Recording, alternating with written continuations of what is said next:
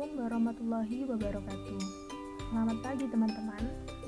Kami dari kelas TMT 4A, khususnya dari kelompok 1, akan mempresentasikan hasil diskusi dari kelompok kami. Di sini saya Amin Mulyana Tari sebagai pemateri pertama akan menyampaikan mengenai pengertian perubahan sosial, bentuk-bentuk perubahan sosial, dan dampak dari adanya perubahan sosial. Yang pertama adalah perubahan sosial menurut para ahli.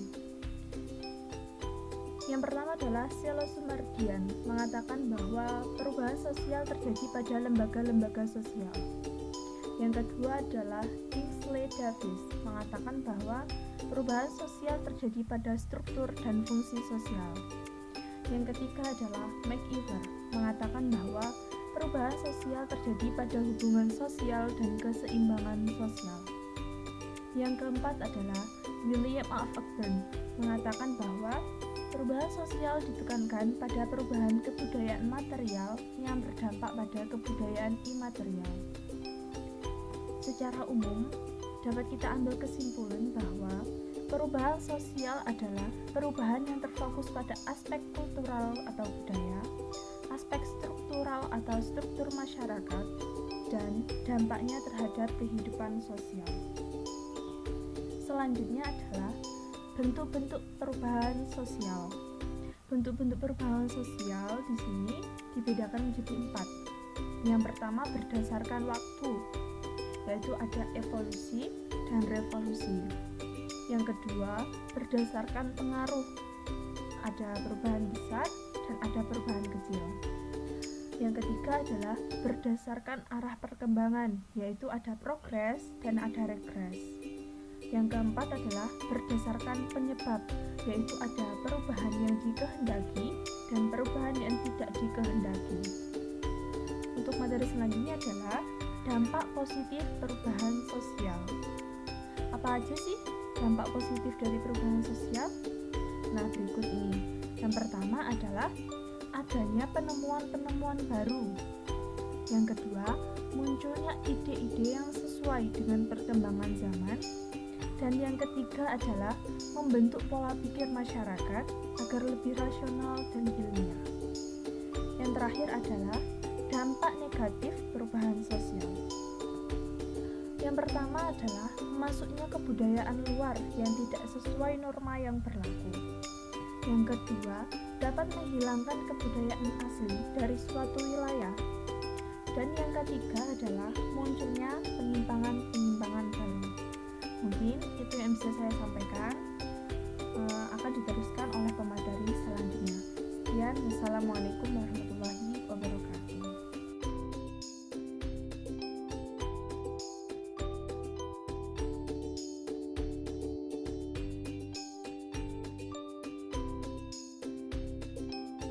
Selanjutnya yaitu proses perubahan sosial. Menurut Alvin Bertrand, proses perubahan sosial terbagi menjadi 4, yaitu difusi, akulturasi, asimilasi, dan akomodasi. Pada video kali ini, kita akan berfokus pada difusi perubahan sosial. Apa sih difusi perubahan sosial itu? Menurut Kamus Besar Bahasa Indonesia, difusi merupakan penyebaran atau perembesan sesuatu dari satu pihak ke pihak yang lain, sehingga diperoleh difusi perubahan sosial adalah proses dari perubahan sosial yang mempengaruhi masyarakat satu ke masyarakat lainnya, baik itu berupa ide, kepercayaan, ataupun unsur-unsur yang lain.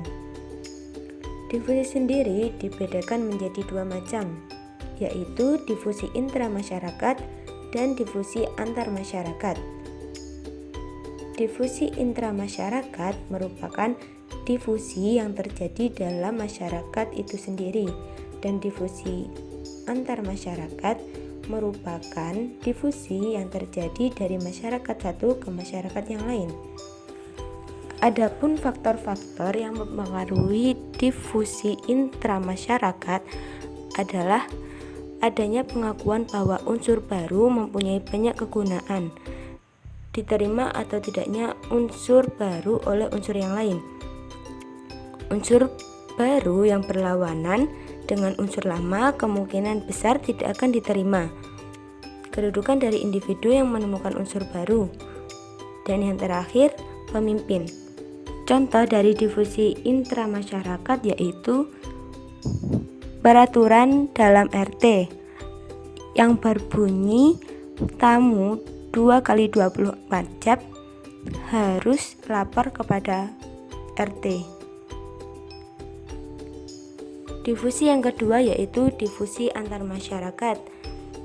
Faktor dari difusi antar masyarakat yaitu adanya kontak antara masyarakat satu dengan yang lainnya, kemampuan untuk mendemonstrasikan manfaat penemuan baru, pengakuan akan kegunaan penemuan baru, ada tidaknya unsur lain yang menyaingi unsur baru, peranan masyarakat, dan paksaan untuk menerima unsur baru.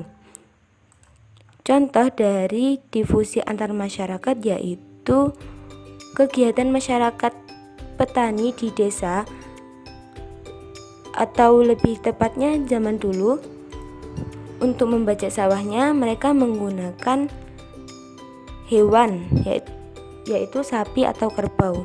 Tapi sekarang masyarakat kota sudah menggunakan traktor dalam membajak sawah. Terkadang juga dalam memanen padi memakai traktor. Masuknya unsur-unsur ke dalam suatu masyarakat melalui 3 model. Yang pertama yaitu pacific atau secara damai. Unsur baru yang masuk dengan cara ini biasanya memberikan dampak yang positif untuk kehidupan. Contohnya, masuknya internet ke sekolah, masuknya agama Islam ke Indonesia. Yang kedua yaitu violente atau kekerasan. Model ini dapat merusak kebudayaan masyarakat yang menerima. Contohnya seperti masuknya budaya asing pada masa penjajahan. Yang ketiga yaitu simbiotik. Model simbiotik yaitu unsur budaya ke atau dari dalam masyarakat yang hidup berdampingan. Simbiotik sendiri terbagi menjadi 3, yaitu mutualisme atau saling menguntungkan. Yang kedua komensalisme atau simbiosis, di mana pihak satu diuntungkan dan pihak yang lain tidak untung juga tidak rugi. Yang ketiga parasitisme atau keuntungan hanya didapatkan oleh salah satu pihak saja. Selanjutnya, perubahan sosial abad 21. Sebagaimana sudah kita ketahui, dalam abad ke-21 ini sudah berubah total baik masyarakat maupun dunia pendidikannya. Apa yang harus kita siapkan dalam menghadapi abad 21 ini? Coba perhatikan gambar ini. Ini adalah pelangi keterampilan abad 21 yang dikembangkan oleh Trelling dan Friedel pada tahun 2019 yang termasuk dalam partnership 21st Century Skill. Di dalam pelangi keterampilan abad 21, kita akan berbicara tentang dasar-dasar apa yang diperlukan dalam meningkatkan keterampilan abad 21 ini. Ada 3 poin penting yang perlu kita pelajari. Poin pertama, life and career skill. Yang pertama, bagaimana kita memiliki keterampilan hidup, mampu berkarir, mampu berjuang dalam bidang pekerjaan, di mana keterampilan yang dibutuhkan dalam life skill ini adalah berkaitan dengan fleksibilitas dan adaptabilitas. Yang kedua, inisiatif dan kemampuan mengatur diri, yaitu bagaimana kita sebagai mahasiswa dapat life mengelola tujuan, waktu, maupun bekerja secara independen dan menjadi sosok yang dapat mengatur diri sendiri yang memiliki tanggung jawab cukup besar. Yang ketiga, berinteraksi secara sosial dan budaya. Kita tahu di negara kita sendiri memiliki banyak sekali kebudayaan. Bagaimana kita secara efektif dapat bergabung dan berbaur dengan beragam budaya yang ada yang mengelilingi kita. Yang keempat, leadership dan tanggung jawab. Kita sebagai sosok individu harus bisa memimpin diri sendiri dan dapat bertanggung jawab kepada masyarakat sebagai anggota masyarakat. Poin yang kedua, learning and innovation skill. Nah, di sini kita akan berbicara bagaimana menciptakan proses pembelajaran yang dapat menghasilkan keterampilan 4C, yaitu communication, collaboration, critical thinking, dan creativity.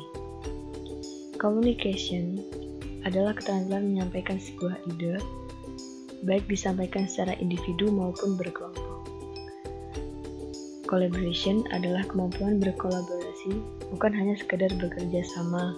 Lebih dari itu, bagaimana bekerja sama ini memiliki tanggung jawab yang cukup baik, di mana anggotanya memiliki tanggung jawab yang sama dalam mencapai sebuah tujuan. Selanjutnya, critical thinking. Berpikir kritis sebagai sosok individu yang berkualitas. Tentunya kalian diharapkan memiliki kemampuan berpikir kritis, memberikan ide-ide yang akurat, menarik, dan efektif dalam mengatasi sebuah masalah. Selanjutnya, creativity. Di abad 21 ini, persaingan semakin luar biasa. Seseorang yang kreatif akan mampu menghasilkan inovasi yang baru, yang bermanfaat bagi masyarakat sekitar. Poin ketiga, information, media, dan teknologi skill. Keterampilan teknologi dan media informasi. Seperti yang kita ketahui saat ini, tidak ada orang yang tidak bisa menggunakan teknologi. Apalagi kita sebagai generasi milenial yang selalu berhubungan dengan teknologi itu sendiri. Sehingga keterampilan ini perlu semakin ditingkatkan agar keterampilan teknologi dan kemampuan media literasi ini menjadi bagian penting di dalam kehidupan kita sehari-hari. Sebagai salah seorang mahasiswa atau sebagai sosok sumber daya manusia di masa yang akan datang, penting kita memahami literasi media dan literasi teknologi ini. Mengingat banyaknya informasi yang hadir melalui teknologi sehingga kita memiliki tanggung jawab, kesadaran, bagaimana kita menyaring informasi yang ada menjadi sebuah pengetahuan yang bermakna. Selanjutnya, karakteristik abad 21. Yang pertama, learning-centered classroom and personalized interaction. Karena saat ini siswa lebih mudah terhubung dengan akses informasi kapanpun dan dimanapun, sehingga guru tinggal berfungsi sebagai pembimbing bagaimana siswanya memperoleh informasi itu untuk kepentingan pembelajarannya. Yang kedua, student as producer, di mana guru harus bisa memberikan kesempatan kepada siswa menghasilkan kemampuan yang dimilikinya sesuai karakteristik atau potensi yang dimilikinya. Tentu dengan perkembangan teknologi ini, siswa dapat menggunakan berbagai teknologi ini untuk kepentingan pembelajaran, sehingga pengalaman yang mereka miliki lebih bermakna. Yang ketiga, new teknologi. Bagaimana kita sebagai seorang guru harus terus belajar bagaimana perkembangan teknologi yang sekarang dan masa depan. Yang keempat, go global.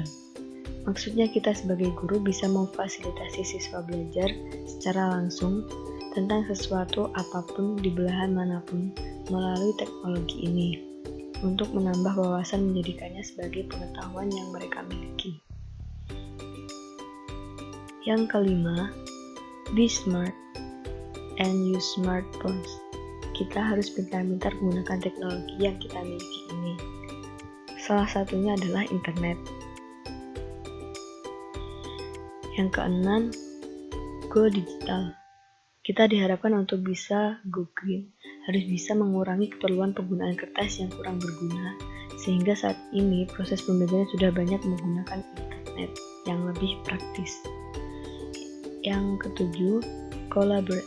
Bagaimana guru memiliki kemampuan mengkolaborasi antara teknologi yang ada, kemudian dengan kemampuan yang kita miliki dan potensi yang siswa miliki. Jika dilakukan secara harmonis, ini akan menghasilkan pengetahuan siswa yang komprehensif. Yang kedelapan, connect. Bagaimana siswa menghubungkan antara apa yang dia miliki saat ini, kemudian dengan ilmu yang akan dipelajari di masa yang akan datang. Itu tadi diskusi dari kelompok kami mengenai perubahan sosial, difusi, dan perubahan sosial abad 21. Ada kurang lebihnya, mohon maaf. Terima kasih.